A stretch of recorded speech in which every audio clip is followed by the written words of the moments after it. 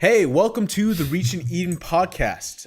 If this is your first time listening to us, this is a podcast involving the development members of a video game called Gears of Eden, an indie space adventure game that explores a world of sentient machines. So today we have our usual cast plus a guest. Today we have Sledge, our creative director, with us. How you doing, Sledge? Doing well. Hello. And we also have Eric, who is the lead writer for the game. Eric, how are you doing? Hello, I am doing well. Thank you for asking. I'm not really here. I don't know why I said it so weird though. It's like I sound like I was recording. And today with us, our special guest, Nick, who is one of the other writers for the game. Nick, how are you doing? I am fantastic. That's great to hear. For today's podcast of Reach and Eden, we're going to be updating you on the progress of our game, followed by some of the inspirational stuff that we have found throughout the week, and closing it out with the games that we've played. So, in terms of our Gears of Eden updates, we want to bring you guys back into some of the short stories that we've discussed before. Eric, what are some of the exciting things you have to share for us today? So this past week I've been editing a little bit. I haven't had all the free time in the world, but I've been editing the short story, and I've actually managed to clear up a lot of the confusions and a lot of the redundancies. There were a lot of parts in the original draft where it was like I had some idea that I wanted to incorporate into a conversation later, and I just like thought through it for like a couple paragraphs at a time. But once I cut out that, it brought down length a little bit and made it feel less just bloated as you're reading it, which made me very happy. I still need to rewrite the beginning of it, but I'm happy. So I know this is one of the first times that you actually had like an editor to kind of help you along with your progress. Yeah, I mean, when you're in like school, you have the whole peer editing thing. But even that's like so often you just want to be nice to people. You don't really care because they don't really care because it's just an assignment. But this actually like matters to me. Like I want this to be good. Sledge wants this to be good. And so I do.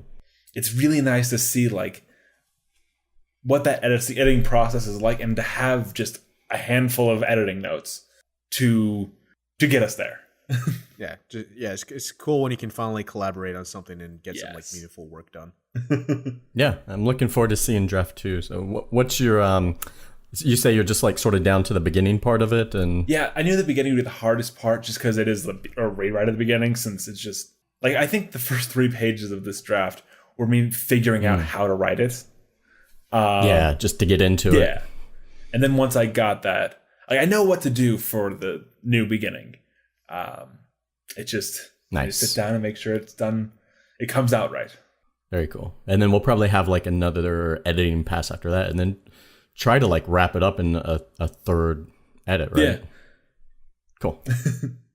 Yeah, I think we're gonna do one more like copy edit, like one final copy edit with whatever tweaks we need to make. If there's like this word choice makes it sound weird or whatever.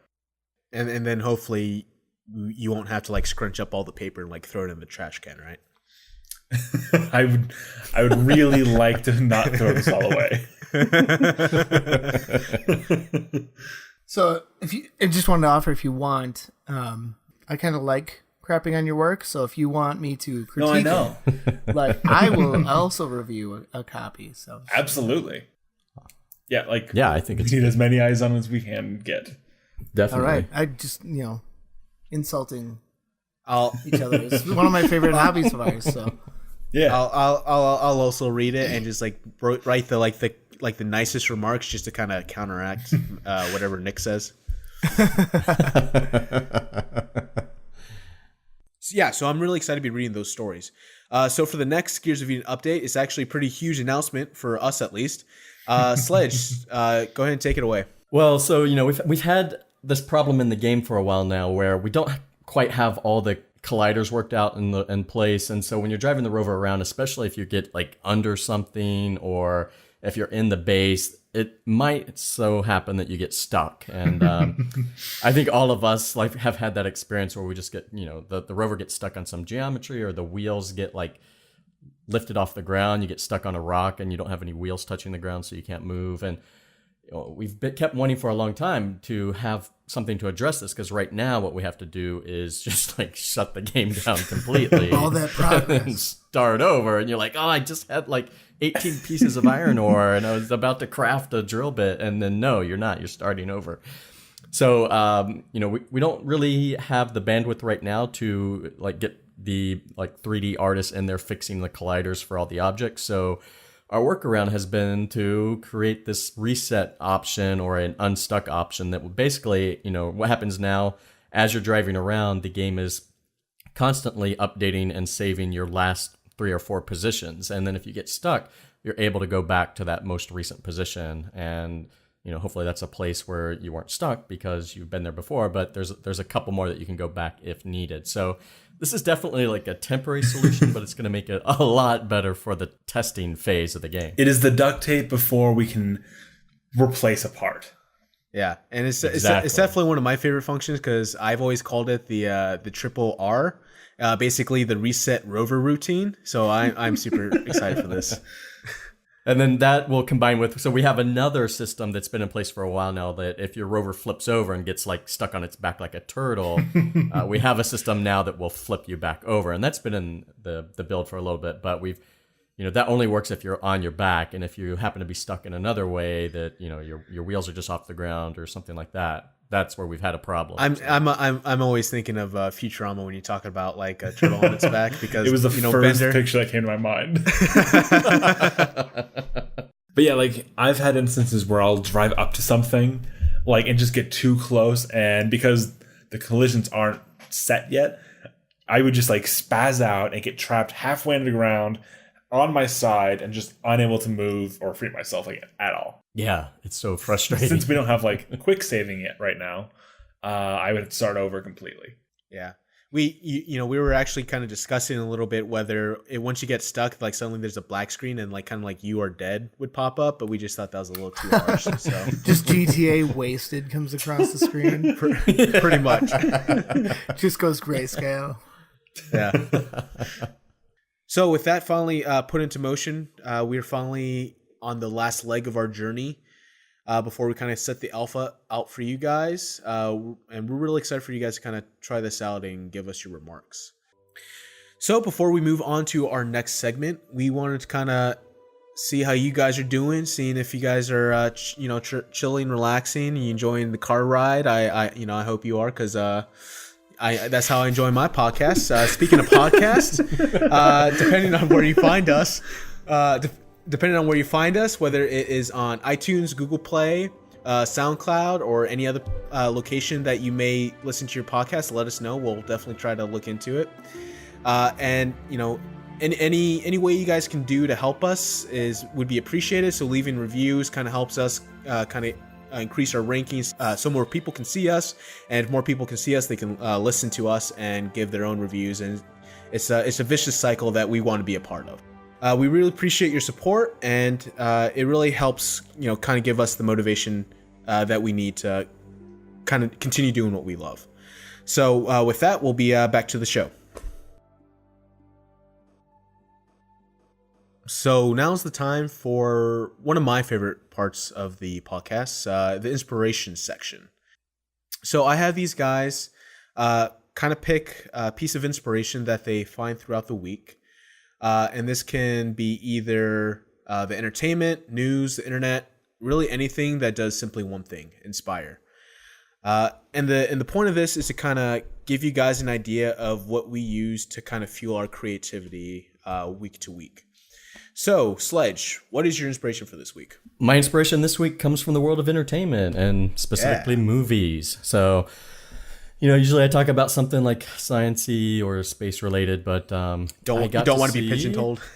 Don't want to be pigeonholed. So I got to see the latest in the new Apes trilogy, War for the Planet of the Apes, recently. And I sort of go into each one of these movies like thinking, it's probably not going to be good because the whole concept of the movies is kind of ridiculous. Whoa. Right? You're saying you don't believe James Franco did a believable job to kind of bring you into the world of Planet of the Apes? No, I went to see the first one thinking like this may not be great, but I really am a fan of the franchise, so I'll check it out. And I'm like, that was really good. And then the second one came along, and I'm like, well, they got a different cast, and it's this like ridiculous premise, but I'll give it a try. And then like I loved the second one, but still going into the third one, I still felt the same way. I'm like, they're probably gonna strike out. Like how are they gonna do it again? And then I was blown away. It was like such a good movie. And can I ask one question real quick before you actually delve into it? Has James Franco died between these movies? I don't remember if he's like ever referenced again. I don't remember in the second one if we found out what happened to him. I actually just saw the second one. Okay, was he mentioned? I know you saw like he goes back and finds like a videotape or something, right? Yeah, Caesar like goes back to his home where he was raised by. Brief spoilers, by the way. Oh yeah, brief spoilers for an old movie. Well, not old, but older movie. Goes back to his home and finds like this picture of James Franco. And he's like, oh, he was one of the best men I knew, just like you, new guy in for this film. These movies have like no right to be as good as they are. Exactly. That's what I think going in every one. I'm like, these movies have no right to be good, and yet they turn out to like exceed expectation and be pretty decent. They're made by people who are competent filmmakers and have a very clear love of the source material. Yeah, like they aren't phoning but this in. They don't. Yeah, but I don't think they. I think like what makes them work is they don't try to tie themselves into the gimmick of the original. Yes. And I think like that's what every other like Planet of the Apes restart or sequel has tried to do. And so you go into all of them looking for the twist and looking for, how they're going to, pull the carpet out from under you, but do it in a way that is different than the original. And so they're sort of set up to fail in that way. It's sort of like every time you go see like an M. Night film, you're looking for that twist now. And so like he's just bombed out after the first, few movies. So you can't keep doing the same thing. And so instead what they've done is just focus on the characters and focus on telling a story and actually like letting this whole like silly premise live in the background. And like, especially with this new one, War of the Planet of the Apes, it's really about like Caesar and like this personal struggle that he's having that any of us could identify with. And the rest of the movie is just, the things that are going on around that. But it's really, about this individual. And what I think makes the movie work is that you're not seeing like Caesar as the CGI character or this like non-human entity, but he's like very human and he's very emotional. And that what draws you in it and what makes it work. But if you're a fan of the original series, like you can see all these things, whether it's the names of the characters or some of the like visual imagery that you see where it mimics the earlier films. So I just like feel like the whole thing was very smartly done, and it could have very easily like gone down like I guess like the Tim Burton one that we had a few years ago. So was that not good? Oh, it's awful. So I saw that when I was like when it came out. Let me check how old I was when that came out. I think whether you can remember whether it was good or not is kind of telling. I mean, I just I remember liking it. Okay, so I was 8. I remember liking it a lot, but I liked a lot of things when I was 8. Yeah. Well, you might need to revisit it, or you might need to not revisit it. Your taste hadn't matured by that point, so we forgive you. You have a more sophisticated palate now. So would you say that the movies were able to hit their themes like a lot more strongly than past like remakes? Yeah, I think so. And I think for me, like, it was really good to see a movie that was smartly written and smartly done and actually had a message to convey that, was smaller and more intimate and like more about, just speaking to the human condition. And I think like I've personally gotten to a little bit of a stage where I'm a little bit tired of some of the blockbuster movies and some of the Marvel and DC films, like as good as they can be. Like they sort of do the same thing and they feel good and but they're mostly just pure entertainment. And sometimes they'll have a little bit more to say and a little bit of a message. But what I thought worked was like, and with the Planet of the Apes, it's sort of still the same like popcorn idea, but like the way they tell the story is much more serious and just a much more intimate feeling. So to me, like the measure of a good film is one where like a few days after you see it, you're still thinking about it and still thinking of like, especially the emotional aspect of it or, what they were trying to say with it. Which some movies, you don't need to have that. Like, you just go in and you're entertained. So that actually makes me think of a conversation I had with a friend earlier where he was talking about the movie Dunkirk, and he was saying that, like, great, phenomenal movie that, you know, he, like, one of his all-time favorites, but he found the problem with it, though, was, like, he couldn't really recommend it to people because it was more about the history and the events of Dunkirk. And so, yeah, he found that the character arc was kind of lacking, you know, just because it was so focused on the events of Dunkirk. So I can see what you're talking about, where if you're able to engage the person on a personal level, how that can have a bigger impact on like the person themselves. One of the things I found, like, most compelling about the second one, because I haven't seen the third one yet, but with the second one, there's this, like, very defined arc with Caesar as he becomes this, like, complicated, effective leader. And I think one of the things that this movie does better than kind of its contemporaries, because it falls into this genre of those action movies that, like, want to talk about the consequences of all the violence and all the war, but so often these movies don't really want to delve into that or, like, acknowledge that with their plot or character developments. This one, I think, actually, like, holds on to everything that's going on and, like, delivers on it. Because by the end of the movie, you have this character who's wildly different and actually a little bit, like, damaged by his experience, but in a compelling, aspirational way almost. Yeah.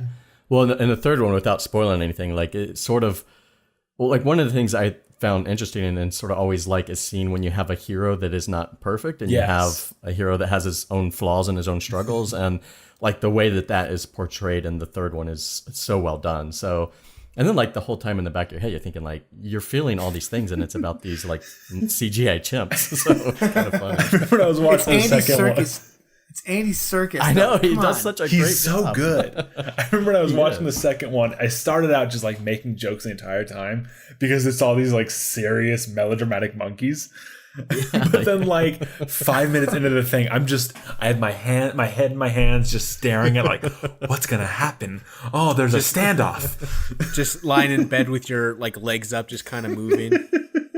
I have my blanket to my neck, just, like, almost hiding from it. Yeah. No, they're really, really good. Well, I'll definitely give those movies a try because I haven't watched the second or the third ones, but after this discussion, I kind of want to start watching them now. Yeah, check them out. Absolutely. So Eric, what's your inspiration for this week? So we actually kind of already talked about it. The editing notes that Sledge has put together. So, like, the experience of going through it. Yeah, just the idea of, like, I think it was just how good my editing notes were. It just made the experience feel a lot more real. Because so much of my writing experience is either writing for a class where I'm just, like, getting out the word count that I'm needed to get out or that I'm expected to get out, or writing for myself where no one ever sees it because I'm still working on it forever. With this, it's like I had to get it out. Someone had to look at it and they had to provide their feedback, so that we can actually make a product that we're both, like, proud of. Yes, so some sort of finality and, like, conclusion you'd have to see to. Yeah. I can definitely relate to that, that experience of doing something new but, like, familiar, and just seeing, like, a whole new side of something. Oh yeah, like, it's weird. Like, the criticism that I received has made me feel more confident as a writer. Yeah, because when I got it, it wasn't like, crap, here's all these things I did wrong. It was more like, look at all these things I know how to fix. Mm-hmm. That's cool.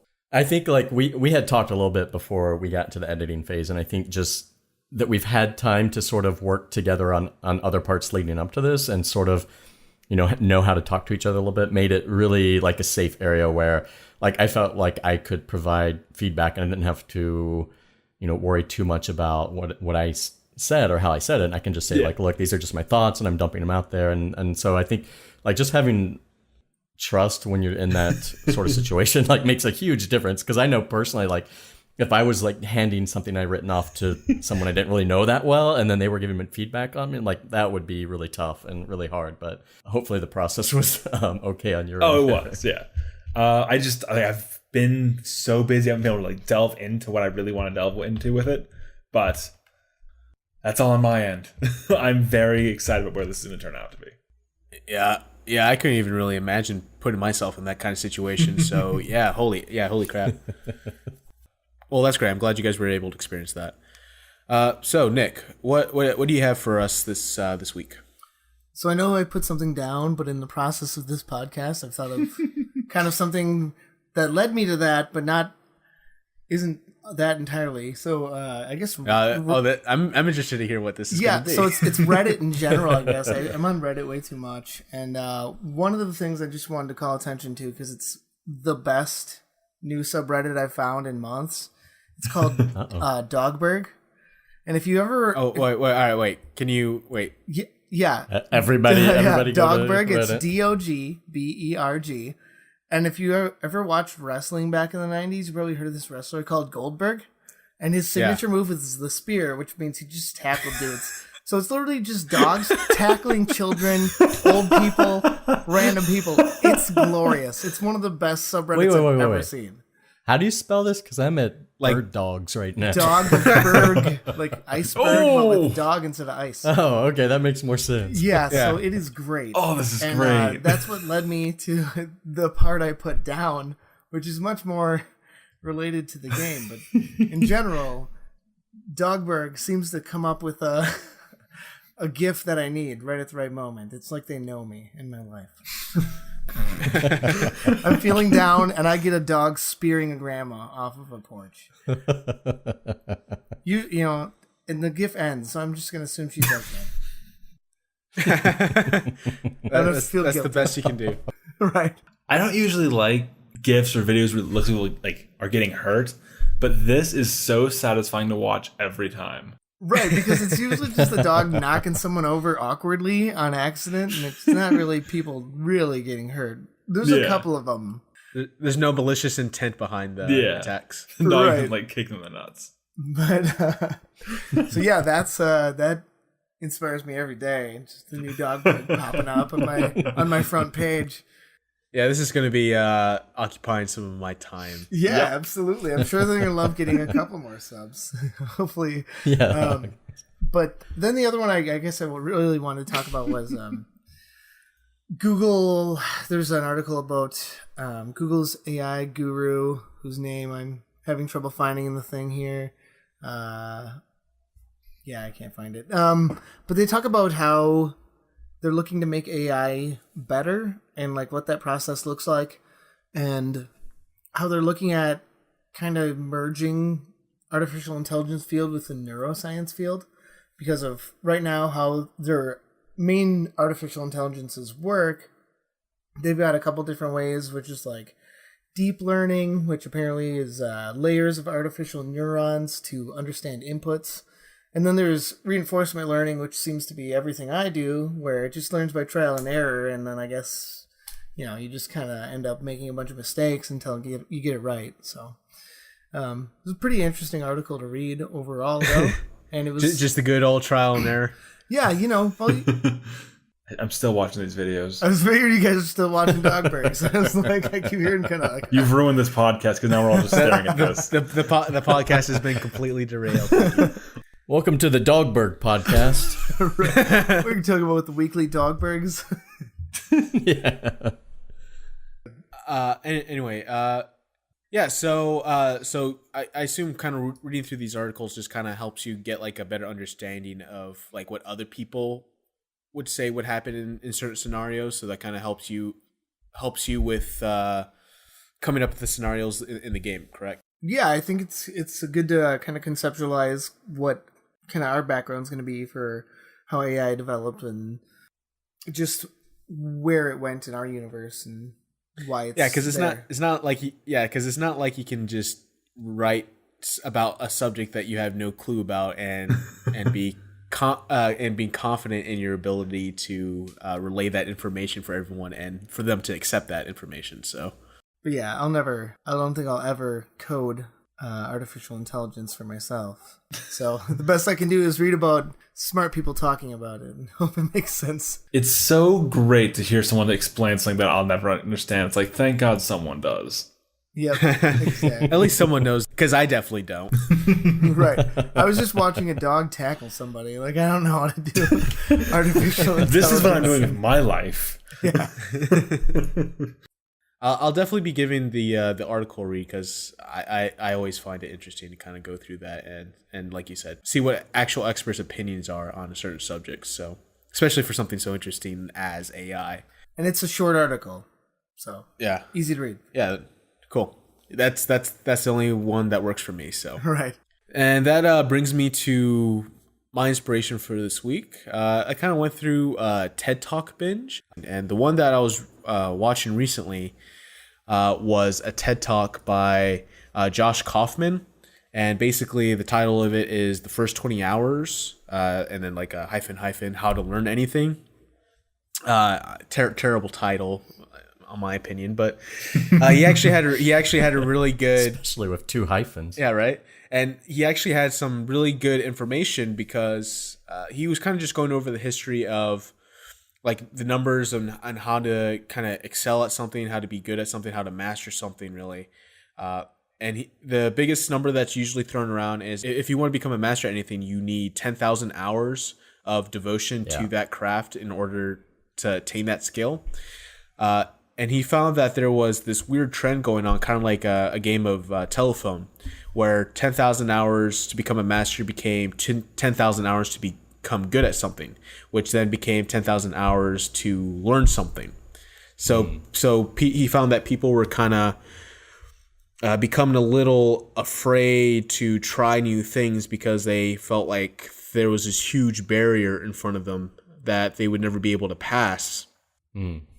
So with that kind of mentality in mind, he was able to go through and find the actual number to actually learn something. And that number actually was a lot more manageable, and that became the first 20 hours. So he says that with like the proper kind of like preparation and like materials at hand, you would be able to learn anything, not become good at anything, but learn anything with 20 hours of work. And to put it into perspective for people, he actually learned how to play the ukulele within 20 hours of work. Watching that made a lot of things like possible for people, and it was amazing kind of see people's comments on how they were able to look at something and see that it wasn't actually that hard to attempt. It's an interesting concept. A couple years ago, I lived with a roommate who had a bunch of instruments, and I would say I put probably 20 hours between the mandolin and the guitar each, probably. And I can functionally play them with a group. Like, I can't lead the group, and I can't like improvise. But if they play a song that I know, I can play those chords along with that group. So yeah, you can learn something, but you can feel accomplished in that, though. You know, like you exactly, you learn definitely. like one of your favorite songs. It's just a really cool feeling, because it's like, I don't know how to play guitar. Like, I just know how to play a song. But I don't know, people find it impressive because the learning curve is kind of sharp.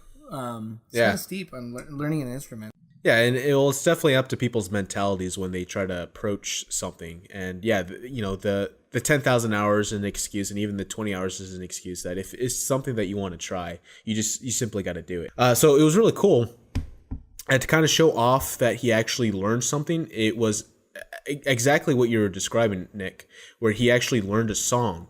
But it was specifically the 4 chords, which is kind of something on YouTube by the Axis of Awesome is the band name.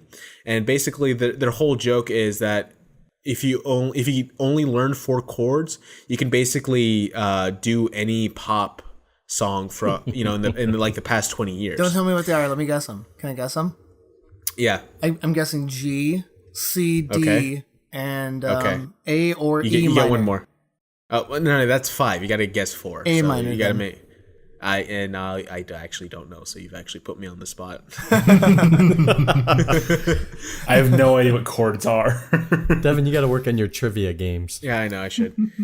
So it was really cool. So he basically was able to play all these like pop songs from the past 20 years just because he was able to learn like this, kind of joke chord progression. Huh. It made for a very entertaining TED Talk. So yeah, I hope you guys kind of give those TED Talks a look. Honestly, I would say just look at any TED Talk that has anything remotely interesting sounding in the title. Yeah, they're great. It's learning and great. Exactly, and you kind of feel smart for learning something new and being able to share that with new people, which is kind of the main point for these podcasts is kind of share some of the inspiration that we find, give you guys an idea of the sources that we use for them.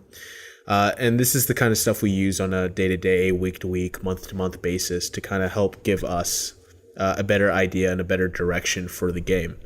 So with that said, we're going to be kind of closing the podcast off with some of the other people's favorite segments, the game section, because we can honestly talk on and on about games, and it's always fun to talk about shared interests with other people. So in terms of games, Eric, what have you been playing this week? So this past week, I've been needing a little mental health relaxation. So I've been bouncing back and forth between Civilization 6 and Mountain Blade Warband.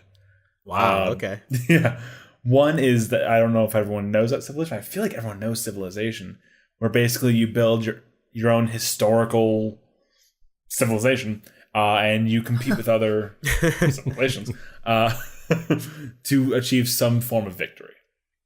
And then Mountain Blade is essentially a medieval simulator where you're just this dude with a sword and you command armies if you're getting good enough. But I'm not at that point yet, so I have 10 dudes with me. Hey, there you go. So the last Civilization game I played was actually Civilization 5. In Civ 6, is Gandhi still like a mass murderer? So Gandhi is in my game that I'm playing right now. Yeah. And I was really worried about him because Gandhi, he does love his nukes. He does. They acknowledge that mistake in this one. Yep, no, he just loves nukes. But for some reason, the Gandhi in my game is really dumb. He's just making a lot of bad decisions, and he's way behind in his technological development. So I'm conquering him. So wait, all right. So I haven't actually heard of Mountain Blade Warband. What is that game really about? What's the gameplay like? So it's a weird kind of game where if you were to just pick it up, you'll have a very bad time with it. It's a very clunky game that doesn't control well and doesn't really explain what you are supposed to do very well. But essentially, it is an open world medieval simulator where basically you're tasked with building armies for yourself and conquering other kingdoms. And you start out as just this dude who helps out farmers, or I think you help out this merchant in the very beginning of the game. And then you build your way up, becoming the vassal to the king, or even before then, working for some of the lords, just to get to the point where you are actually able to defend yourself against the armies of other nations. It's very cool once you've gotten into it, but until then it sucks. But so worth it. That is such a great recommendation for the game. I'm almost certain that it's going to be on the cover once I find it. So. Oh yeah, no. I feel like they know what the game is though. It does not help you out at all to get on board with it. There's no I think there's a tutorial section, but it's not very good. But yeah, once you're there, it's great. Okay, but definitely just one of those games where you can just shut your brain off and allow you get some R&R. Well, not really shut off, but just focus completely on that and not think about anything else. Oh, okay, yeah, all right, I see what you're saying. Yeah, because it's not like you can really shut off during Civ 6 because otherwise Gandhi's going to nuke you, no matter how dumb he is. I mean, you'd think so. I am currently I have a colonial excuse to conquer him. Basically, he's so far behind that it's just he's taking up land. Right. All right. He's abusing his people because he's so bad. Yeah. I feel like there's a whole younger generation who's just going to know Gandhi as this mass murderer in a video game, and sort of Gandhi's legacy is destroyed. Well, you know why that initially became a thing though was the original Civ game. There was actually kind of not really a coding error, but it was just one of those weird bugs where Gandhi's aggression was actually just turned all the way up to 11. Actually, not even 11. It's because it actually made his aggression so low. So that it was basically at nothing. But then it crossed like the threshold from 0 to the very top of the aggression, and he just turns into a monster. It was just like that one. Something was the last straw. Yes. Fire the nukes. Yeah, that's basically his game. Well, and in your game, is he also the one? It seems to be every time I play Civ, there's always that one like that where they're so far behind, but they always make these trade demands that are outlandish. They're like, I'll give you 2 money for all this technology, and you're like, no. And then they're like, we're gonna go to war, and you're like, I've got machine guns. You have spears. What's wrong with you? I can never get a fully peaceful run because one idiot has to fight me. It's like, come on. I just want this cultural victory. I've decided that this is my like non-peaceful go of it. So I am like full-blown warmonger status. Everyone is mad at me all the time that are constantly making demands of me, and none of them can like if they make demands of me and I don't pay up, they don't start wars with me because they cannot handle me. Like nobody. I like control a third of the map. How many players are still left? There's actually a bunch of them, but I'm just like one by one squashing them. Right. Right now, Gandhi is like on the ropes. Greece is giving me a little trouble just because they have their city in a weird place. And France is just... Oh, I feel bad I'm going to France. I should stop. You gotta wait for them to raise their white flags. They are. I just keep projecting their white flag.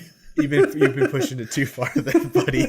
I'm trying to wipe them off the map because they've been really annoying the entire game. Because, okay, here's what happens when I play Civilization. I'll have an island. And I want to just keep my island to myself. But then inevitably, someone comes in and starts, like, colonizing my island. And initially, I'm like, okay, whatever. You're just being annoying. I don't technically need a whole island to myself. But then, like, come the 1700s... I'm just getting more and more annoyed the entire time I'm playing. So the 1700s, I'm like, fine, it's wartime. And I just take everything they stole from me, and then I go for their heads. He stole from you in the very beginning. That is my territory. Those are my cattle. You overlooked the transgression in the beginning, but not for so long. I can't stand by for 2,000 years where you just keep my gemstones and cattle. Fair enough. So, Sledge, what have you been playing? The game I'm going to talk about today is Little Nightmares, and I don't know if you guys are familiar with it or not, but I think Eric actually recommended this to me. Yes. So it was on my radar for a while, and with Eric's recommendation, I decided to check it out. I think there was it was on Steam Summer Sale, and it's a creepy game. It's lives up to the title.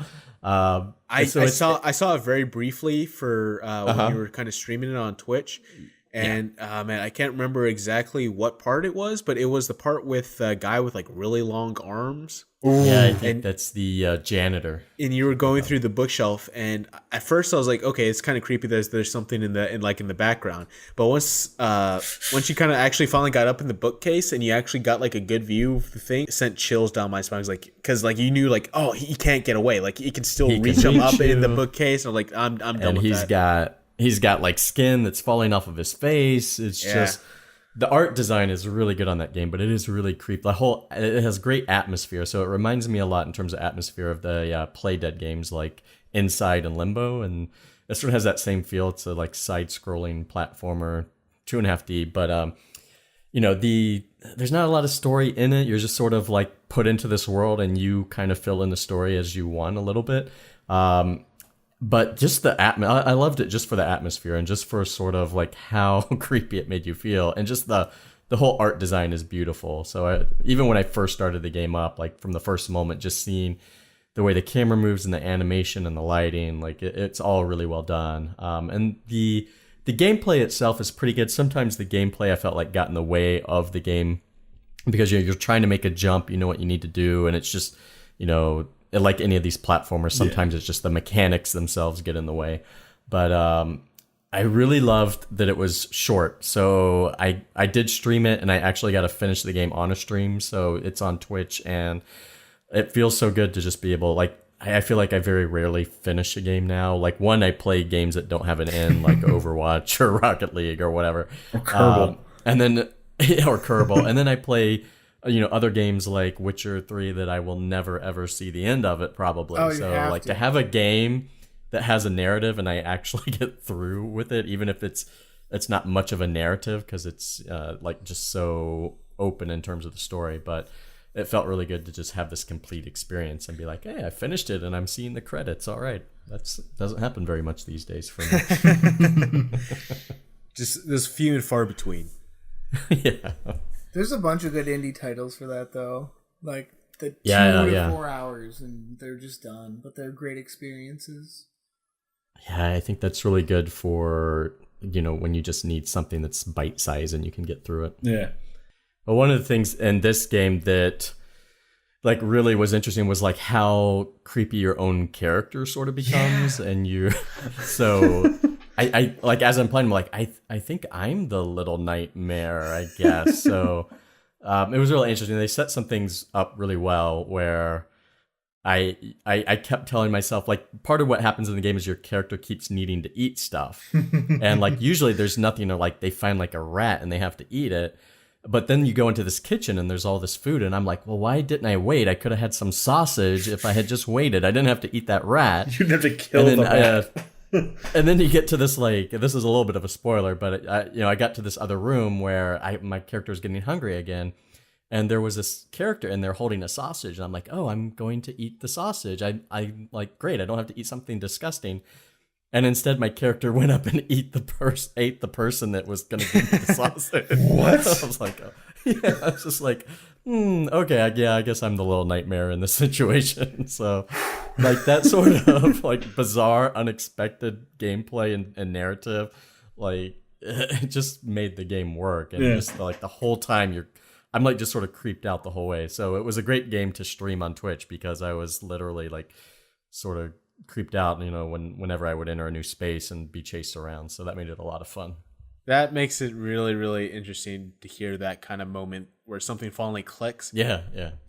It's always great with titles whenever you kind of think, oh, so I am the little nightmare, or I am Civilization 6. It's always interesting to kind of have those moments. I never had that moment. You don't number your civilizations? I'm playing it wrong. It'll click for you someday. Yeah. Yeah, so it's interesting you saying a little earlier that the narrative wasn't really entirely there, because after watching you play a little bit, I realized I would never play that game because that game creeps me like way too much. Oh yeah, you're a wimp about scary games. I am a complete wimp about scary games. It was creepy. What's funny is there is more story online. Like if you go and look the game up, there's like the characters have names and there's this. And I didn't get any of that in the gameplay. Yeah, and so that's exactly what I did. Is I kind of went through like Wikipedia and all that stuff, and reading through the story, I was like, "Holy, there's a lot going on. There's a lot of fan theories going on. There's a lot. The community is very strong, and it's almost kind of like a cult following, just with how much support people are kind of giving this game and how invested they are into the story." One of the good things about that was toward the end of the game, you see this woman in the distance, and so I just started calling her Lady, and I'm like, hey Lady, and I'm like, she's gonna be my friend, and turns out she doesn't want to be your friend when you get to meet her. It's quite the opposite. But when I did go and look online about the story, her character name is actually Lady, so it's like another moment of synchronicity. There you go. So yeah, it's a creepy game, but if you like that style, if you liked Inside or Limbo, maybe check out Little Nightmares. And check it out on our Twitch page, if nothing else, and you can see my stream there and see if it's the type of game that you would enjoy. So Nick, that leaves you next. What games have you played? Well, I haven't played too many games. I've actually been moving into a house, so I've been playing kind of Tetris and Jenga with a bunch of boxes. And so it's really become real life, right? Kind of. But so can I make this announcement now? I'm just gonna do it. Our next game is gonna be called Jetris. Everybody, after Gears of Eden, that's what it's gonna be called. It's gonna be based on me moving into a house, and it's terrible. So don't play it. Do buy it though. Yeah, buy it. Don't play. Do buy. Right. But anyway, seems to happen a lot. So I will say the life experience of you playing like Tetris and all those games like from your childhood, like this is the perfect opportunity. This is what you've been training for your entire life, was for this moment. Kind of, yeah. I'm very proud of a couple of my boxes of books that are packed exactly perfectly on accident. I just visualized it. I'm like, if I just put this one and like these size here and that size there, and then just make two layers. No, they're in here in this room that I'm in, still packed. But hey, I guess you can make it. I guess you have some work left. Yeah, but well, when we do the house moving game, I think the first DLC should be friend with the pickup truck. Yeah, that was the most important thing to set up, was the friend with the pickup truck. Like that was the one friend. Well, I maybe have a couple, but the only one that said yes. But other than that, I was told I had to play a game because I didn't play a game, so I played. Apparently it's Police Quest 1. I don't know. It was I was playing it, and it was really, really slow, and I just couldn't do anything. Slow. Yeah, I went up to stuff and wanted to open it and it wouldn't open. Just like, this is dumb. Like I'm out. I just want to make it clear though, it's not like we took a whip and was attacking you from behind to make you play this game though. Right, but I was, you play a cop and you don't even have a gun to start with. Like, I couldn't just shoot holes in the windows and stuff, and I would just felt it wasn't very realistic. I couldn't do a desk prop right there. So then, right before we started, I was playing Metro 2033 again, which I did finish the first introductory section, so I'm pretty proud of that. Thank God. Do you have any reports for that one? Yeah, it was good. I liked it. It's really kind of creepy and weird, and the universe is set up really well. Just based on that, honestly, just based on the intro, I really want to finish it. I've been working on that intro for like 6 to 8 months. But right. I want to finish that game soon now. So good job, people who made Metro. But you got to get through the Police Quest series also. No, I don't want to do that.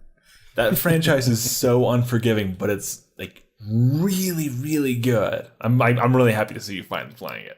Yeah, I'm excited because I've owned it for forever, from a Steam sale or whatever, Well, it's one of those games that like is always on sale for like $2. Yeah, and it has been. And then they like re-released it in slightly better HD, and I'm like, okay, that's fine. That makes sense. Hey man, you're just another victim of the Steam sales, so don't feel bad about that. Yeah, I've got 430 games in my Steam library. I'm looking at it right now. Oh my gosh! I know, but doesn't Eric have more than me? I'm checking right now. I might. How many do you have? 430. I don't have nearly that many. I only have 422. I think we should continue a segment where you guys play like the old games that I grew up with, so you can all be versed in Sierra games. And Sierra games. I can tell you how bad it was, back in the days when play some half Pong. the game was just figuring out to type in the right words that the computer would. Oh god! Oh, that I can never play those games because I have that exact same problem. Just like I get so infuriated. Like, what do you mean I can't type in use and it doesn't work? Right? Yeah. I do not understand. Yeah, you're like, use. What do you mean you don't know how to use a desk? Like, I don't sit it. I guess sit, and then you type sit, and that's not the right command because it's even on Police Quest. There's a thing. It was like there's a podium, and if you go up to like open podium or something like that, it doesn't work. But if you put open the podium or something, it was just like, that's stupid. You gotta learn grammar. I was like, yeah, but whatever. Use your articles. Ugh. Fun times in gaming history. I bet. So that leaves me with me. The game that I played most recently was Aragami, which is one of the games I kind of picked up in the Steam summer sale. Yeah, one I wanted to play.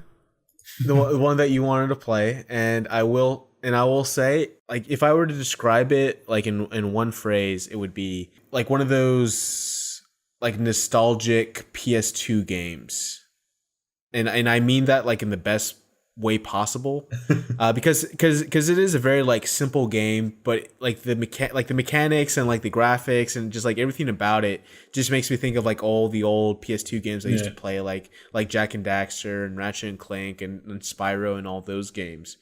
And I've been having a lot of fun with it, just kind of going through, the story real quick. I mean, so it's basically just you kind of take place of this like feudal Japan like era with where magic and like summoning demons is possible. And so you kind of take control of this character that was kind of summoned by this lady, and what you're trying to do is you have like a single day or actually a single night to get to where the lady is and like free her. And the mechanic is basically being able to hide in the shadows and no one can see you. And you can like teleport between shadows. You can assassinate people. You can use like shadow powers and all that stuff. And it's like a really cool concept. And I think it probably would be like one of those great PS2 games if it came out like 10 years ago or 15 years ago. Does the fact that it feels like it may have come out like late hamper your enjoyment of it? You know what? I'm going to say no, because I will say it does feel bad when I have to go, like whenever I get like that nostalgic feeling. And so I want to play Jak and Daxter or something, and I start playing with it and it's fun and it's not like completely terrible, like control wise. I do kind of come across like I've already played this, like there's no new experience for me to get from this. So being able to play Aragami, being a game that recently came out and it being completely new, actually made me like be completely relaxed and just like enjoy the game for what it is. Yeah. Right. Well, and that's good to hear, because like I know a lot of people were really hyped for Yooka-Laylee, and apparently that just bombed. Like it was just terrible. Yeah. Which sucks, because people love. I mean, it's not unlike Jak and Daxter, and I guess the original of that, the buddy cop platformer Banjo-Kazooie, obviously. Yeah. So, I don't know. From what I've heard, like it was too faithful of a spiritual successor, and people like forgot what those like what's it called, collectathon? Yeah, collectathon games were like. Yeah. Right. Yeah, and that's not fun. People don't have time People for that. are not in second grade anymore with just all the free time in the world and a Nintendo 64. I mean, I have a Nintendo 64, but I don't have that much free time. Yeah. And I'll say, in a good mark in Aragami's favor is the fact that it is like a good like 4 to 6 hour, maybe an 8 hour game, just being able something you can finish up quickly. And that's it for games. So that is actually going to be the end of the podcast, guys. I know you're sad, but you'll only have to wait 2 more weeks before we send out our next podcast. Well, this one's episode 5, right? Yeah, this is episode 5. You know what that means, right? No. We're halfway to double digit. Oh, we're halfway to double digits. That is very, very exciting. We can't wait for these next 2.5 months to kind of through you guys so we can hit number 10. So thanks for listening, guys. As usual, if you have any questions or comments about the game, about the podcast, about us, about anything really, we'd love to hear from you and what you think of the podcast. So you can contact us and find out more about Gears of Eden at www.gearsofeden.com or on Twitter or Facebook. We check those frequently.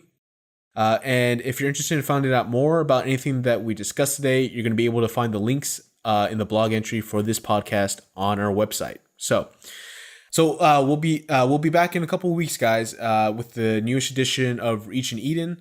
Until then, we are the Gears of Eden development team, and we are Reaching Eden. We hope you join us.